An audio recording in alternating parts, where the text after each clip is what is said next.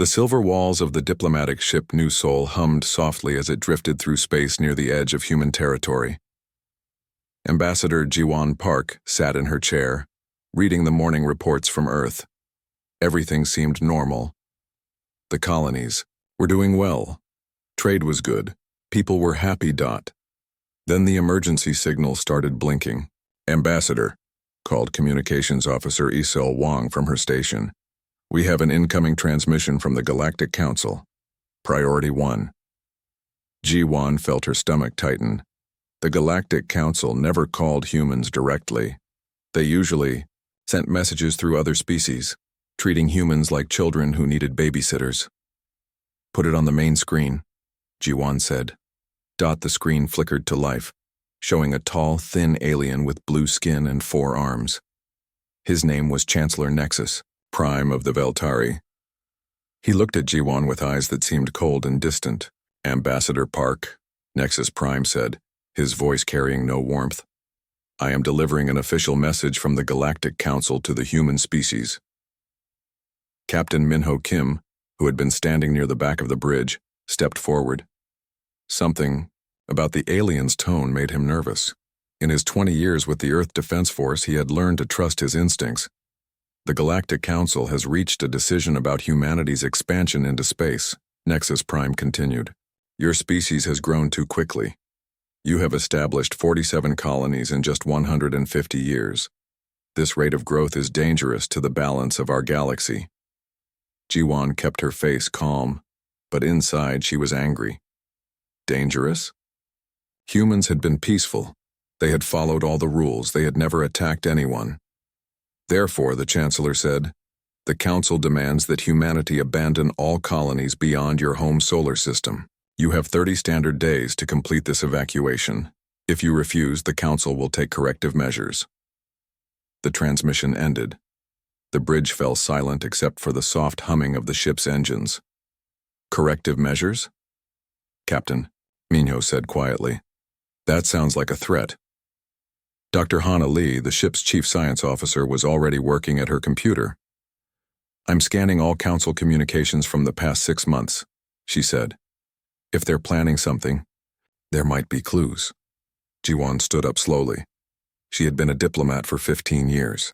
She had dealt with angry aliens before, but this felt different. This felt like the Council had already made up their minds. "Captain, send a message to Earth immediately," she said. "Tell them what just happened, and ask for instructions." While they waited for Earth's response, Dr. Hana made a discovery. "Ambassador, you need to see this," she called out. On her screen were dozens of intercepted messages between Council species. The messages were not about human expansion being dangerous. They were about human success making other species look bad. "Look at this," Hana said, pointing to one message. "The Caltherian Trade Federation is complaining that human colonies don't need to buy food anymore. Our farming methods are so good that we can feed ourselves." Another message showed the Altarian Empire worried that humans were advancing too fast in technology. "They say we might become stronger than them in a few hundred years," Hana explained. Ji-Won read through more messages. The picture became clear. The Council wasn't afraid of human aggression. They were afraid of human success. For thousands of years, the older species had controlled the galaxy by keeping everyone else dependent on them. Humans were changing that. "They want us to stay weak," Captain Minho said, reading over her shoulder. "They want us to stay in our little corner of space where we can't challenge them." The response from Earth came 6 hours later. President Su-Young Kang appeared on the screen, her face serious but determined. "Ambassador Park," the president said, "Earth's answer is no. We will not abandon our colonies. We will not abandon our people. The colonies are home to 12 million humans now. We will not force them to leave their homes because some aliens are jealous of our success." Ji-Won nodded. She had expected this answer and she agreed with it. "Should I send our formal response to the Council?" "Yes," President Kang said. "Tell them that humanity claims the right to exist freely among the stars. Tell them we have never attacked anyone, never threatened anyone, and we don't plan to start now. But we also won't be bullied." After the transmission ended, Jiwan prepared her response to Chancellor Nexus Prime. She kept it simple and clear. Humanity would not abandon its colonies. Humanity had done nothing wrong. The Council had no right to force them to give up their homes. She sent the message and waited. The response came faster than expected. Nexus Prime's face appeared on screen again, but this time he looked angry. Humanity has chosen to defy the Council, he said. This is a mistake. The Council has maintained peace in this galaxy for 5,000 years. We will not allow one young species to upset that balance. What exactly are you threatening? Jiwan asked. We are not threatening, Nexus Prime replied. We are promising. If humanity does not comply, we will ensure compliance. The galaxy is bigger than one stubborn species. The transmission cut off abruptly. Captain Minho immediately activated the ship's defense systems. All crew to battle stations, he announced. This is not a drill. Dr. Hana was already scanning space around them. I'm picking up movement, she said. Large ships heading toward human space from multiple directions. On her screen, dots representing alien ships appeared. There were dozens of them. Big ones. How long until they reach our colonies? Jiwan asked. At their current speed, about 3 days, Hana replied. Jiwan felt cold. 3 days to warn 12 million people. 3 days to prepare for whatever the Council was planning. Send emergency messages to all human colonies and ships, she ordered. Tell them the Council has rejected our diplomatic response and military action may be coming. Meanwhile, on the frontier colony of New Busan, farmer Taeyang Choi was having a normal day.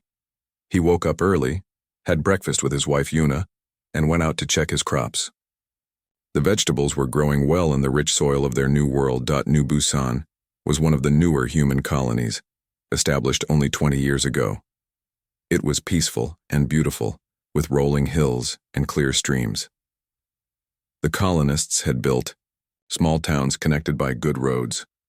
Children played in parks while their parents worked in fields or small factories. Taeyang had moved here from Earth 5 years ago, looking for a simple life. He had found it. Every morning he could see the sunrise over the mountains. Every evening he could watch the stars appear in the alien sky. 3 moons hung in the darkness, giving enough light to walk outside at night. He was checking his corn when his neighbor Kyung ran over from the next farm. Taeyang, Kyung called out. Have you heard the news? What news? Taeyang asked, straightening up from his plants. There's some kind of emergency message from Earth. They're saying the Galactic Council wants us to abandon our colonies. Taeyang laughed. That's crazy. Why would they want that? I don't know, Kyung said, but they're calling a town meeting tonight. Everyone has to come. That evening, the community center was packed. Mayor Yoonji stood at the front, holding a tablet with the official message from Earth. Her face was worried as she read it aloud. The Galactic Council has demanded that all human colonies beyond Earth's solar system be abandoned within 30 days. Earth has refused this demand. We may face hostile action from Council forces. The room erupted in angry voices. People shouted questions. Some wanted to know why the Council would make such a demand. Others asked if Earth could protect them. What does this mean for us?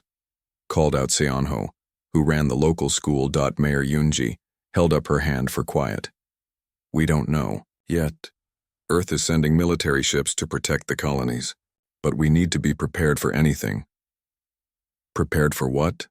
Asked Mirai, a young mother holding her baby. Maybe fighting, the mayor said quietly. The room fell silent. These were farmers, teachers, shopkeepers. They had come to New Busan for peace. They had left Earth to get away from crowded cities and busy lives.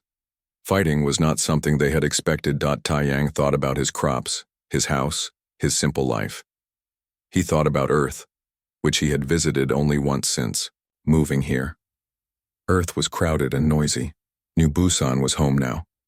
We won't leave, he said, standing up. This is our home. We built it with our own hands. No alien council can force us to abandon it. Many people nodded and voiced agreement. But Taeyang could see fear in their eyes. They were brave, but they were also realistic. If the most powerful species in the galaxy wanted them gone, what could one small colony do? After the meeting, Taeyang walked home under the 3 moons. The night was beautiful and peaceful, but for the first time since coming to New Busan, he felt afraid.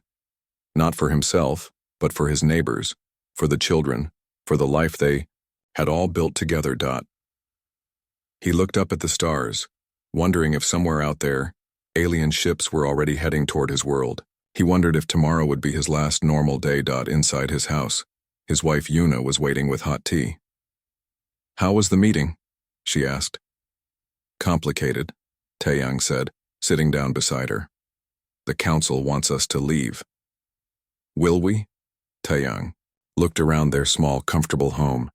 They had painted the walls themselves, they had planted the garden outside. They had made friends with their neighbors. This was not just a place they lived. This was home. "No," he said. "We won't eat." 3 days after the ultimatum expired, the galaxy learned what the Galactic Council meant by corrective measures. Dr. Yuna Shin was in her laboratory aboard Harmony Station when the attack began. The massive research facility orbited peacefully, between 2 human colonies home to 30,000 scientists, engineers, and their families. Yuna was working on a cure for a rare disease that affected several alien species. Ironically, she was trying to help the same council members who were about to kill her. The first warning was a flash of light outside her window, then another, then dozens more. "Alert! Alert!" the station's computer announced. "Multiple hostile contacts detected. All personnel to emergency stations." Yuna dropped her research tablet and ran to the window. In the distance, she could see ships. Hundreds of them. They were firing on the station's outer sections, and the beautiful garden. Domes were exploding like soap bubbles. She activated her communicator. "This is Dr. Shin in Research Lab 7. What's happening?" "Council forces are attacking," came the panicked reply from the station commander. "They're targeting everything. Get to the evacuation pods now." Yuna ran through the corridors, joining thousands of other people heading for the escape pods. Around her, families clutched their children. Scientists grabbed their most important research. Everyone moved as fast as they could, but the station was huge, and the pods were far away. She reached Pod Bay 12, just as the first group of pods launched. Through the bay windows, she could see them streak away toward the nearest human colony. For a moment, she felt hope. They were going to escape. Then the alien ships opened fire on the pods. One by one. The small escape vehicles exploded. In bright flashes, men, women, children, all of them died in seconds.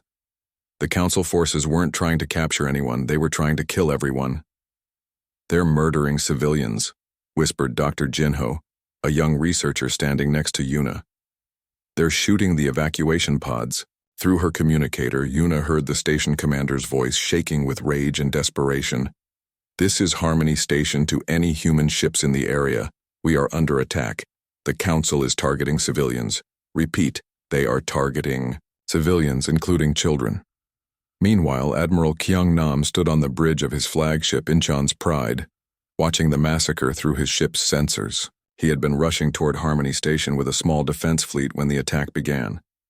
Now he was too late to save the station, but close enough to see everything. "Sir," his tactical officer reported, "the Altarian dreadnought Cosmic Judgment is leading the attack. They have 12 heavy cruisers and 40 smaller ships." "Any survivors?" Admiral Nam asked, though he already knew the answer. "The station is breaking apart. I'm detecting some lifeboats, but..." The officer's voice trailed off as they watched more escape pods explode. Admiral Nam had fought in 3 border conflicts during his career. He had seen war, but he had never seen anything like this. The council ships were methodically destroying every escape pod, every shuttle, every small craft trying to flee the dying station. This wasn't military action. This was extermination. "Record everything," he ordered. "Every ship, every weapon signature, every war crime. Earth needs to see exactly what these aliens are capable of." As Harmony Station finally broke apart in A series of massive explosions. Admiral Nam received emergency reports from across human space. The attack on Harmony was just the beginning. On the agricultural world of New Jeju, Commander Heun-jo was trying to organize a defense against impossible odds. Her garrison had only 200 soldiers designed to deal with pirates or smugglers. Now they faced 3,000 Thraxian shock troops landing in massive dropships. The Thraxians had always claimed to be peaceful herbivores. In diplomatic meetings, they spoke about harmony with nature and avoiding violence. Human diplomats had shared meals with them, exchanged cultural gifts, even signed friendship treaties. Now, Commander Jo watched through her binoculars as these same peaceful aliens slaughtered human farmers with brutal efficiency. They weren't just killing soldiers, they were hunting down civilians, burning crops, destroying everything humans had built. Commander, Sergeant Donghyun reported over the radio. They hit the evacuation center. 200 civilians were inside, including the children from the school. Commander Jo closed her eyes for a moment. Those children had been playing in the sunshine just hours ago. Now they were dead, killed by aliens who claimed to worship peace. All units, new orders, she said into her communicator. Forget about military targets. Our job now is to save as many civilians as possible. We hold them off long enough for people to escape. But there was nowhere to escape to. The Thraxians had surrounded the main city and were moving through the farming areas. Systematically, they seemed to know exactly where humans lived, where they worked, where they hid. The attack had been planned for months. Engineer Do-hyun Park managed to escape from Harmony Station in a damaged shuttle, one of only a few hundred survivors from 30,000 people. His ship limped through space toward the nearest human colony, its hull cracked and its engines failing. Do-hyun was Ambassador Ji-won Park's younger brother. He had come to Harmony Station to work on peaceful projects, better farming equipment, cleaner energy, medical devices. He had never imagined he would become a witness to genocide. As his shuttle drifted through space, Do-hyun used the communication system to record a message for Earth. His voice was shaky, but his words were clear. This is Engineer Do-hyun Park, survivor of Harmony Station. The Galactic Council has attacked our research facility without warning. They targeted civilian evacuation pods. They killed families, children, scientists who were working to help alien species. He paused, looking out at the wreckage of the station scattered across space. The aliens we thought were our friends have revealed their true nature. The Altarians, who claimed to be noble and honorable, led the attack. The Thraxians, who spoke about peace and harmony, are butchering farmers on New Jeju.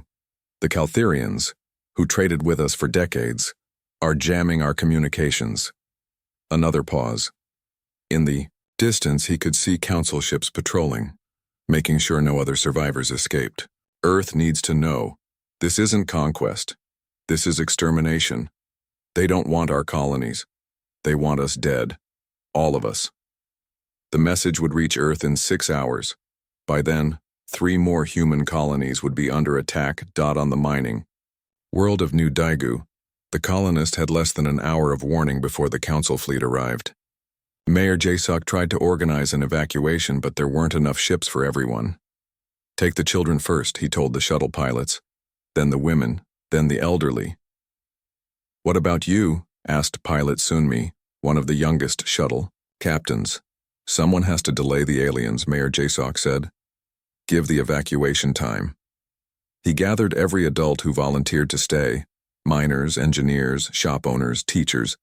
They had mining explosives and construction equipment, but no real weapons. Most had never fired a gun in their lives.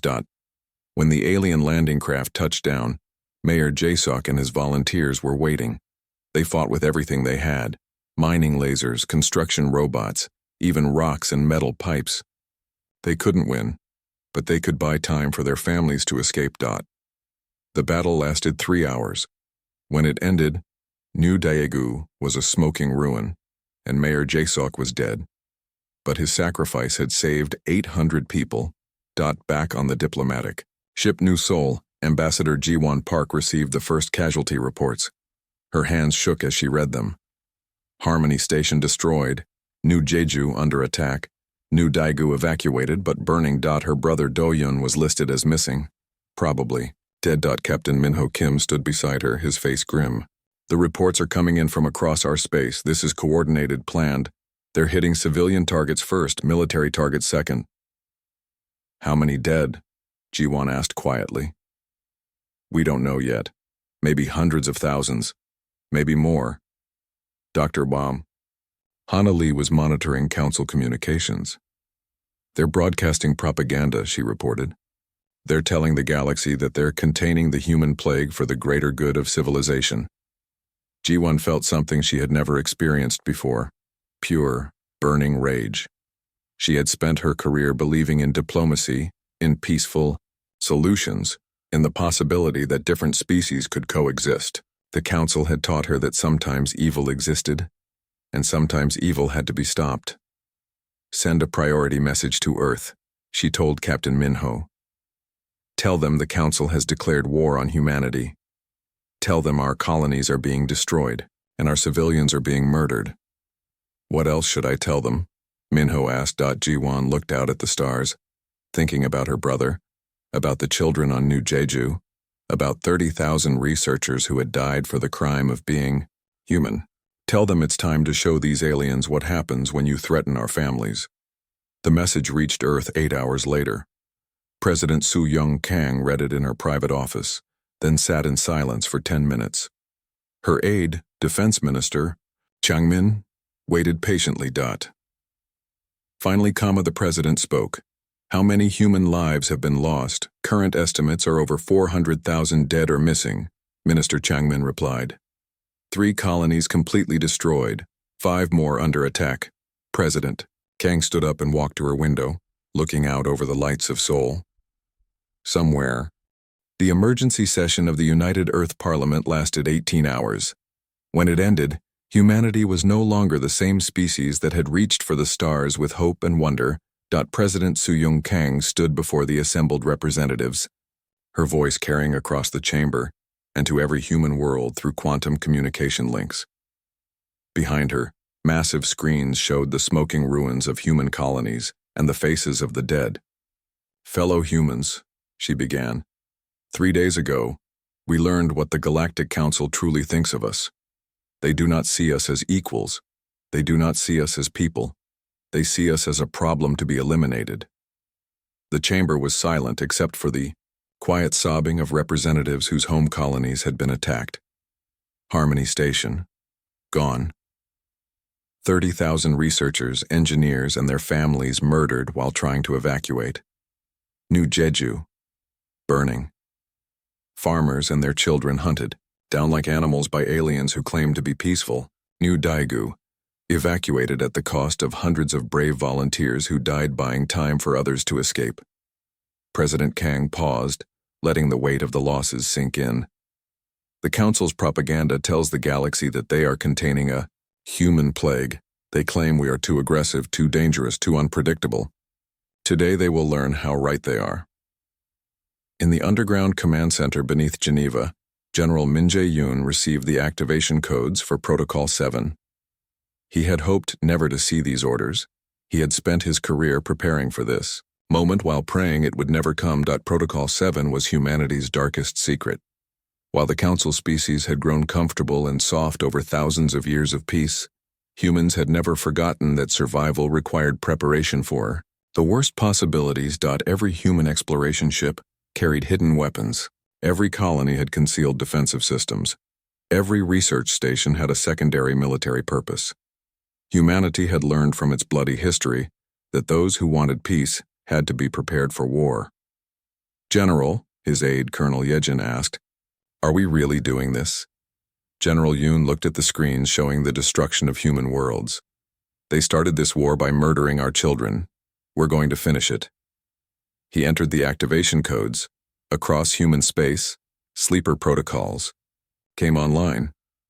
Ships that the Council believed were harmless transports suddenly bristled with weapons. Space stations that seemed to be simple trading posts activated defense networks that rivaled military fortresses.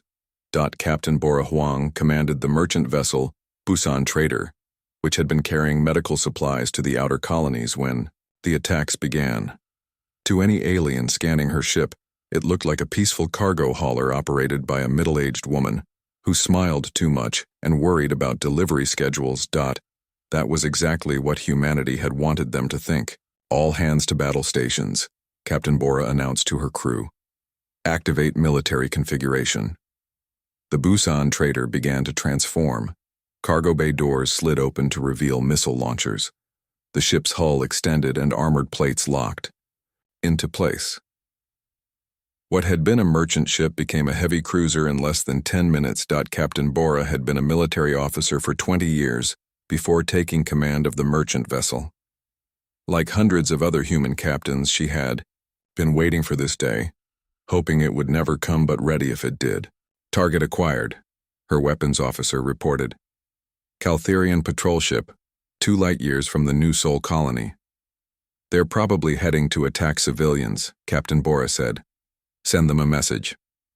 The Caltherian ship received a simple transmission. This is Captain Bora Huang of the Earth Defense Force. You have participated in attacks on human civilians. Surrender now or be destroyed. The alien captain's response was arrogant and dismissive. You are a single merchant vessel. We are a military patrol. Stand aside or be eliminated. Captain Bora smiled coldly. Wrong answer. The Busan trader opened fire. The Caltherian ship, designed for patrolling trade routes rather than real combat, exploded in seconds. Its crew never understood how a human cargo ship had just destroyed them. Similar scenes played out across the galaxy as humanity's hidden fleet revealed itself. In her laboratory deep beneath Earth's surface, Dr. Hana Lee worked frantically on humanity's most terrible weapon, biological warfare specifically designed for each council species. But unlike the aliens' brutal approach, her weapons were precisely calculated. We're not trying to commit genocide, she explained to her team of researchers. We're trying to incapacitate them and make them understand what fear feels like. Dr. Hana had studied every council species for years. She knew their biology, their psychology, their weaknesses. Now she was turning that knowledge into weapons that would target their nervous systems, their immune responses, their most basic survival instincts. The Altarians have enhanced hearing, she said, working on a sonic weapon. This frequency will cause them severe pain and disorientation, but it won't kill them. They'll be helpless but alive. What about the Thraxians? Asked her assistant, Dr. Jung Soo. Herbivores with very sensitive digestive systems, Dr. Hana replied. This compound will make them violently ill for weeks. They'll be too sick to fight, too sick to harm anyone else. Her team worked around the clock, developing weapons that were surgical rather than destructive. Humanity would show the galaxy the difference between justice and genocide. Lieutenant Woo-Sung Lee had volunteered for the first human suicide mission in 3 centuries. His entire family had died on Harmony Station. His wife, his 2 young children, his elderly parents. He had nothing left to live for except revenge. But this wouldn't be a senseless sacrifice. Lieutenant Woo-Sung's target was the Caltherian homeworld's orbital defense grid. The massive station protected their capital, planet, and served as the command center for their trade empire. Remember, Admiral Kyung-nam told him before the mission, your goal isn't to die. Your goal is to succeed and survive if possible. Lieutenant Woo-Sung sat in the cockpit of his modified fighter, looking at pictures of his family. His daughter, Minjae, had been only 6 years old. She had wanted to be a scientist like the researchers on Harmony Station. Now she would never grow up, never achieve her dreams, never have children of her own. I'm not dying for revenge, he said quietly. I'm dying to make sure no other human child suffers what my daughter suffered. His ship was loaded with a new type of weapon that Dr. Hana's team had developed, a computer virus disguised as a quantum torpedo. When it hit the Caltherian defense station, it would spread through their networks and turn their own systems against them. Lieutenant Woo-Sung activated his ship's stealth systems and headed toward the Caltherian homeworld. Behind him, the human fleet followed at a safe distance, waiting for his signal. The young pilot thought about his daughter as he approached the alien defense grid. He remembered teaching her to read, playing games with her, tucking her into bed. At night, the aliens who killed her would never understand what they had destroyed. "This is for you, Minjay," he whispered, and launched his attack. The quantum torpedo punched through the Caltharian shields and embedded itself in their central computer core. For a moment nothing happened. Then chaos erupted as the station's own weapons began firing on Caltharian ships.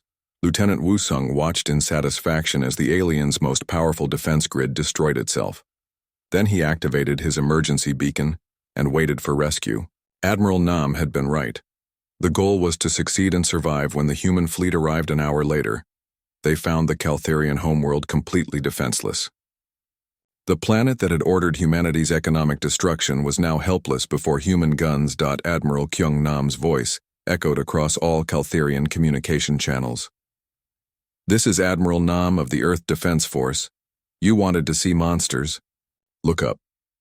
The sight of human warships filling their sky was the first time in 5,000 years that Calthar had faced the possibility of attack. Their government, which had grown fat and comfortable on trade profits, panicked immediately. "We surrender," came the terrified broadcast from their planetary leader. "Please don't hurt our civilians." Admiral Nam's response was cold and precise. "Your forces attacked our civilians first. Your forces murdered our children. But we are not you. Evacuate your military installations and government buildings. You have 1 hour." The admiral kept his word. When the human attack came, it targeted only military and government facilities. Caltharian civilians watched in amazement as human ships carefully avoided residential areas, schools, and hospitals. It was a lesson the galaxy would remember. Humans could be ruthlessly efficient in war while still maintaining their humanity. Across the galaxy, other human fleets were teaching similar lessons. The Altarian Empire discovered that their primitive human neighbors had ships faster than anything in the Council fleet. The Thraxian Confederacy learned that human ground forces could fight with a coordination and determination that seemed impossible. On the planet Vega Prime, Commander Jihyo led a human marine assault against a Thraxian military base. The aliens had expected an easy victory against what they thought were soft, peaceful humans. Instead, they faced soldiers who moved like a single organism, who communicated through hand signals and electronic implants, who fought with a unity that no council species had achieved in thousands of years. "How are they doing that?" asked General Vorthak. The human war machine, once unleashed, moved through council space like a storm that no one could stop or predict. But unlike the council's brutal attacks on civilians, human forces operated with a precision that terrified their enemies more than simple destruction ever could. Captain J. Moon commanded the stealth destroyer Soul's Vengeance, one of 12 ships tasked with crippling the Council's ability to coordinate their remaining forces. His target was the Altarian Communications Hub on Nexus Station, a massive facility that handled military communications for half the galaxy. "Remember," Captain Moon told his crew as they approached the station, "we're not here to kill everyone. We're here to cut their ability to organize attacks on our people." The Soul's Vengeance slipped past the station's defenses like a ghost. The Altarians never saw it coming. When the human boarding parties materialized inside their most secure areas, the aliens could only stare in shock. "Surrender and you will not be harmed," announced Lieutenant Chaeyoung, leading the assault team. "We are here for your equipment, not your lives." The Altarian station commander, a proud officer named Therian, had expected to die fighting. Instead, he found himself carefully restrained while human engineers systematically dismantled his communication systems. "Why aren't you killing us, Sunner?" he asked Lieutenant Chaeyoung. "Because we're not you," she replied simply. "We don't murder people for convenience." Within 3 hours, Nexus Station was completely disabled, but its crew was unharmed. The same operation was repeated on 17 other communications hubs across Council space. By the end of the day, the alien fleets could no longer coordinate with each other. Dr. Sunwoo Choi had spent his entire career believing in peaceful solutions. As a university professor, he had taught courses on conflict resolution and diplomatic theory. The attack on Harmony Station had changed him completely. Now he worked in a classified laboratory, creating weapons that would have horrified his former self. But these weren't weapons of mass destruction. They were weapons of perfect precision. "I'm calling it the Harmony Protocol," he explained to General Yoon during a video conference. It's a computer virus that infiltrates alien systems and turns their technology against them. How does it work? The general asked. Dr. Sunwoo activated a demonstration on his computer. It mimics their own command codes, so their systems think the orders are legitimate. But instead of following their real commands, the systems follow our programming. The demonstration showed how the virus could make alien ships fire on their own allies, how it could turn defensive systems into offensive weapons, how it could make an entire fleet destroy itself while thinking it was attacking humans. The beautiful part, Dr. Sunwoo continued, is that it uses recordings from Harmony Station, the dying screams of our children. Every time their systems turn against them, they'll hear what they did to us. General Yoon was quiet for a moment. Doctor, are you sure about this? It sounds like psychological warfare. It is, Dr. Sunwoo replied. They need to understand what terror feels like. They need to know that attacking our children has consequences. The Harmony Protocol was deployed across the galaxy within hours. Council fleets suddenly found their own ships firing on each other. Defense platforms turned their guns on the planets they were supposed to protect. Communication systems broadcast.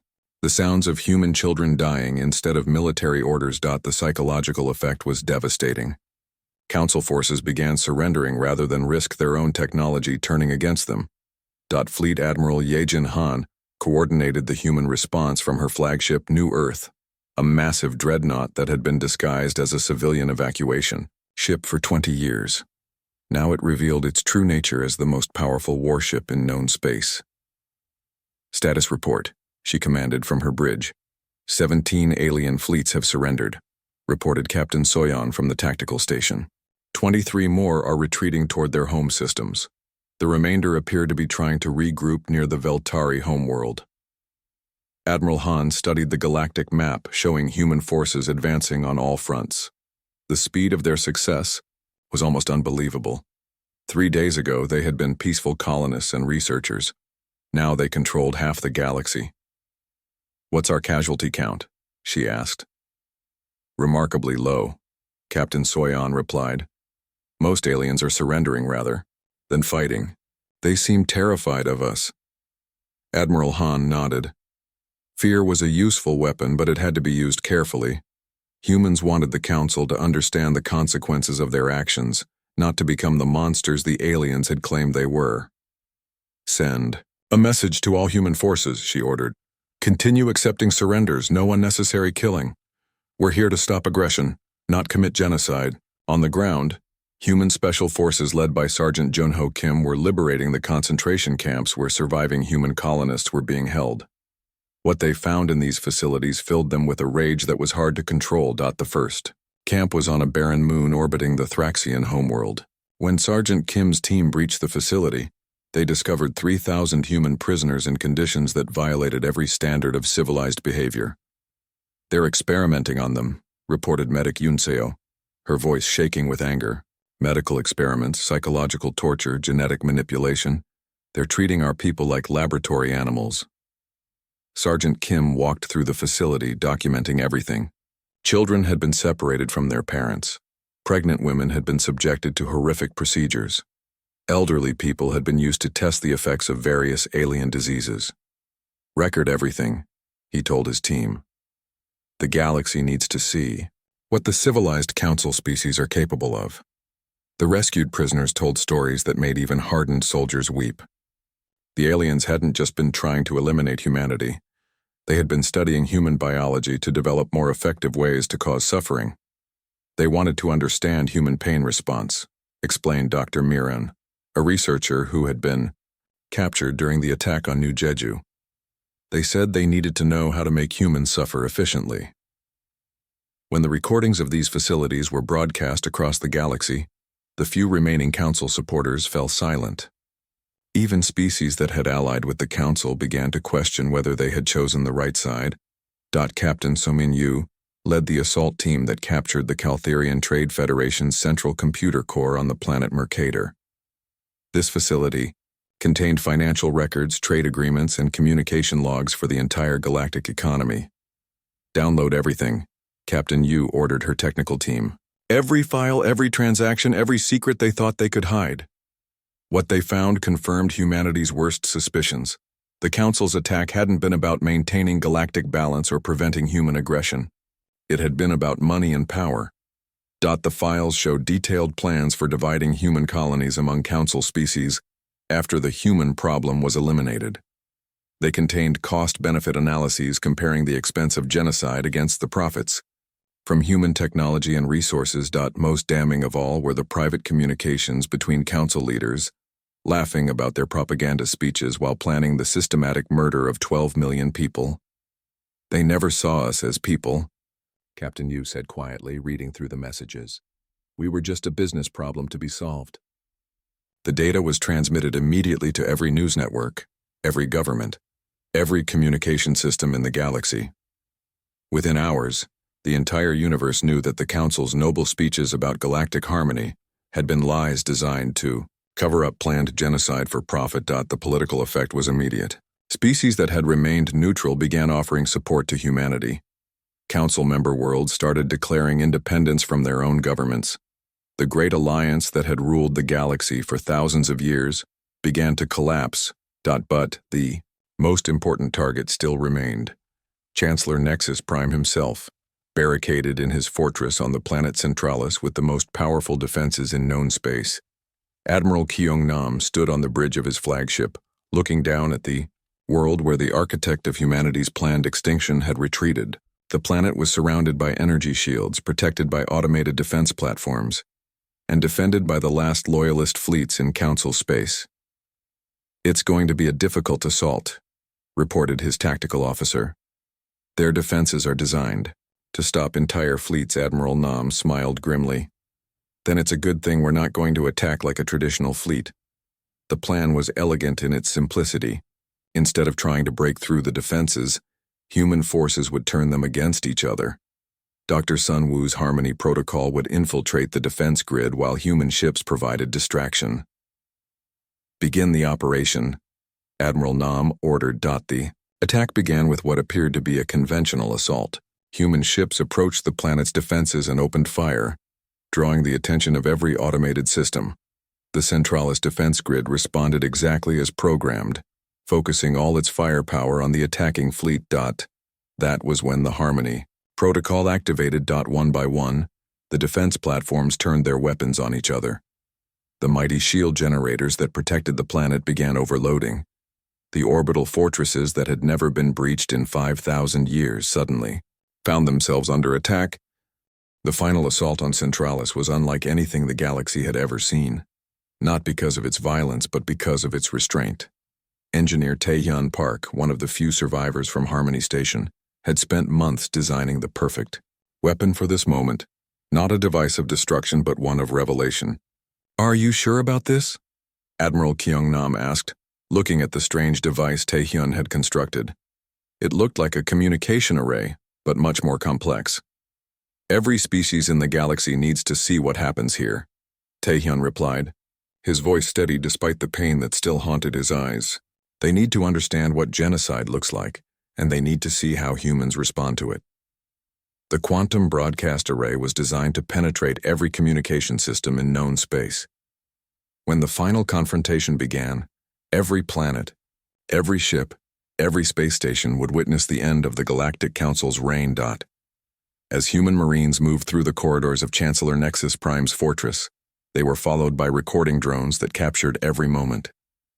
The galaxy watched as human soldiers carefully avoided harming non-combatant staff, as they provided medical aid to wounded aliens, as they secured evidence instead of destroying it in rage. Chancellor Nexus Prime waited in his throne room, a massive chamber designed to intimidate visitors with its size and grandeur. Golden walls displayed the symbols of 1,000 conquered worlds. Crystalline windows looked out over the capital city where millions of Veltari lived their comfortable lives. When Admiral Kyung-nam entered the room, he was accompanied by only 2 Marines. He could have brought an army, could have dragged the alien leader away in chains, could have executed him on the spot for his crimes. Instead, he simply walked forward and stopped 10 feet from the throne. Chancellor Nexus Prime, Admiral Nam said formally, you are charged with ordering the genocide of the human species. You are charged with the murder of over 400,000 civilians. You are charged with crimes against sentient life. The Chancellor, stripped of his power and facing the consequences of his actions, looked smaller than his impressive throne room. I was protecting the galaxy from your aggressive expansion. Aggressive? Admiral Nam's voice remained calm, but his eyes were cold. We established colonies on uninhabited worlds. We developed new technologies to feed our people better. We offered our medical research freely to other species. Where exactly was the aggression? Nexus Prime had no answer. The galaxy was watching, and everyone could see that his justifications were empty. You want to know about human aggression? Admiral Nam continued. Let me show you. He activated a holographic display that showed human actions during the war. Alien soldiers being taken prisoner instead of executed. Wounded enemy fighters receiving medical treatment from human medics. Council civilians being evacuated safely from military targets. This is human aggression, Admiral Nam said. We could have responded to your genocide with our own. We could have burned your worlds and slaughtered your children as you did ours. Instead, we chose to be better than you. Dr. Hannah Lee's biological weapons had proven devastatingly effective throughout the campaign.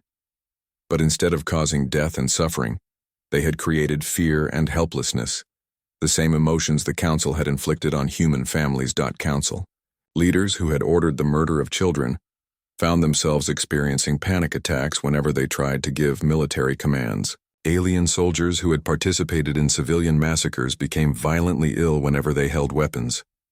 The psychological impact was precise and terrible. You wanted us to experience terror, Dr. Hannah explained to a gathering of captured Council officials. Now you understand what it feels like. The difference is that our terror is temporary. The children you killed are dead forever. The trials began immediately. But these were not victors' justice or revenge tribunals. They were careful legal proceedings designed to establish the truth and ensure that such atrocities never happened again. Ambassador Minji Seo, who had replaced Jiwon Park as humanity's chief diplomat, presided over the negotiations that would reshape the galaxy. She was young for such responsibility, but the war had aged everyone involved. The Terran Accords, she announced to the assembled representatives from across the galaxy, will establish new principles for galactic civilization. The terms were simple but revolutionary. No species could claim dominion over another. No government could order the extermination of civilians. No alliance could wage war for economic advantage disguised as noble principle. Most importantly, humanity would take its place as a galactic power, not through conquest, but through strength that no one could deny. From this day forward, Ambassador Minji continued, any species that threatens human civilians will face the full military response of a united Earth. We hope this will never be necessary, but we will never again be caught unprepared. The Council species that had survived the war accepted these terms eagerly.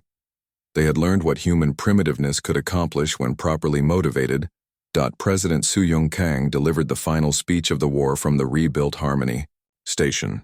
The research facility had been reconstructed as a memorial to those who died, but also as a symbol of humanity's determination to continue growing and learning, despite the attempts to stop them. We came to the stars seeking friendship, President Kang said, her words broadcast to every inhabited world in the galaxy. We offered our knowledge freely. We shared our resources generously. We asked only for the right to exist among you as equals. Behind her, the new Harmony Station gleamed in the light of its star. Human researchers worked alongside scientists from dozens of species, including former Council members, who had proven their commitment to genuine peace. You taught us that sometimes the only way to preserve peace is to be stronger than those who would destroy it, the President continued. You showed us that the universe contains both friendship and malice, both cooperation and competition. She paused, looking directly into the camera that carried her words across the galaxy. Remember this day, and remember what happens when you underestimate humanity's capacity for both mercy and justice. We proved that we could defend ourselves. We also proved that we could resist the temptation to become monsters in response to monstrous acts. The speech ended with a simple promise. Humanity will be a good neighbor to those who choose friendship, but we will be a terrible enemy to those who choose genocide. On the agricultural world of New Busan, farmer Taeyang Choi was working in his fields again. The small colony had survived the war largely untouched, protected by the human fleet that had mobilized faster than anyone believed possible. But Taeyang's life was no longer quite the same. Above his farm, human patrol ships moved through the sky on regular schedules. The peaceful isolation he had sought when moving to New Busan was gone forever. "Do you regret coming here?" his wife Yuna asked as they watched the sunset together. Taeyang considered the question carefully. The war had changed everything. Humanity was no longer the naive species that had reached for the stars with open hands. They were now a galactic power, respected and feared in equal measure. "No," he said finally. "This is still home. The difference is that now no one can take it away from us." In the distance, he could see the lights of the expanded colony. New Busan had grown during the war as refugees from destroyed worlds settled there. The simple farming community had become a small city, but it retained its peaceful character. Children played in the streets, but now they learned about galactic politics, alongside farming and engineering. Adults worked in the fields, but now they also trained with weapons every month. Peace was still their preference, but they were no longer helpless if peace failed. The three moons rose over New Busan, just as they had before the war. But now, Taeyang knew that human ships patrolled the space between those moons, ensuring that no alien fleet would ever again appear in his sky with hostile intent. "The Council wanted to see what humans become when you threaten our families," he said to Yuna. "I think they got their answer." Across the galaxy, the new order was taking shape. Species that had once ruled through fear and economic manipulation found themselves adapting to a universe where such tactics had consequences. Young governments emerged on worlds that had been freed from council control. New alliances formed based on mutual respect rather than imposed hierarchy. The Galactic Council itself was dissolved, replaced by a confederation of equals where no single species or alliance could claim dominion over others. Humanity took its place at the table not as conquerors, but as the species that had saved galactic civilization from its own worst impulses. Chancellor Nexus Prime, now serving a life sentence on a prison world, spent his days writing memoirs that few would read. In them, he tried to understand how his civilized society had fallen so far that genocide seemed reasonable, while the primitive humans had maintained their humanity, even in the darkest moments of war. "We grew comfortable," he wrote. "We forgot that civilization requires constant effort, constant choice between good and evil. We chose convenience over conscience, profit over principle. The humans reminded us what we had become by showing us what we could have been." Dr. Hana Lee returned to her research, but now her work focused on healing rather than weapons. The